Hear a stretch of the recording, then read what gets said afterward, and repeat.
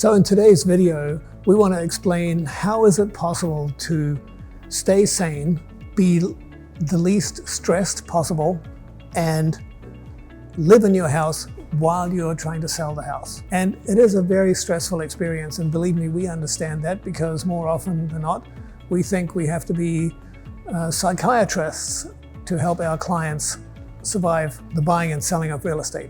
But seriously, what we have is 4 different points that we want to explain to you and to help you think about how to sell your house and stay sane and still have your children love you. So point number 1, start packing as soon as possible.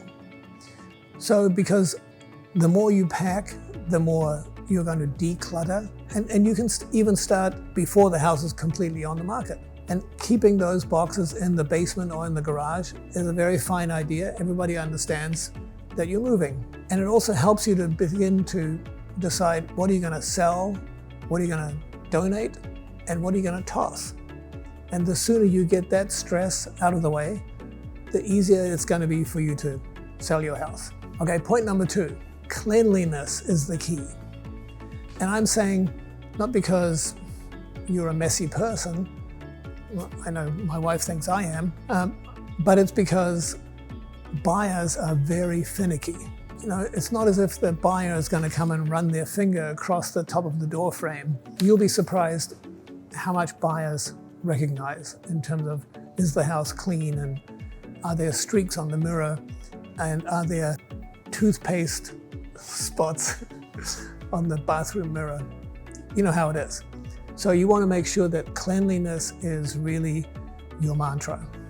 The other thing that has to do with cleanliness is that you want to make sure that you organize and keep things private, so that you might walk around the house and decide, okay, what is it that I don't want the general public to see about me? Because not that everybody opens your closets, but I think some people might, because they want to see if the closet's organized, because that's obviously going to stay. So think about that part of cleanliness being the key. Point number 3, showing accessibility is very important. And part of that comes from the fact that buyers typically want to see a house when they want to see a house. And so the more we make that possible, the more keen the buyers will come to see your house. And so that means that you have an electronic lockbox that realtors can access for a key. It means that we make it possible for realtors to make appointments from fairly early in the morning until fairly late in the evening. And it also means that what you're going to be doing is leaving the house when potential buyers come to show your house. This includes an open house. It means that you should be leaving. Maybe you're going to take a walk around the block. Maybe you go grocery shopping.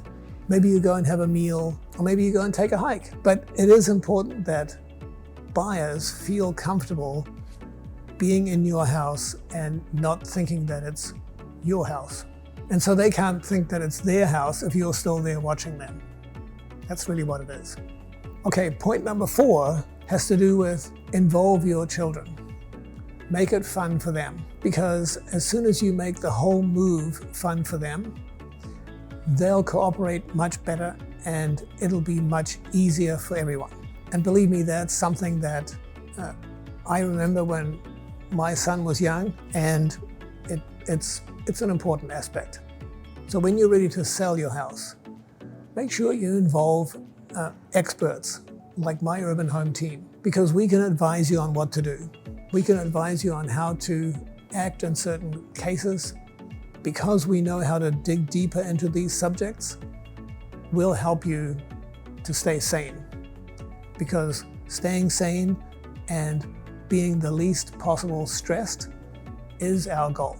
I'm Andrew.Urban from my Urban Home team.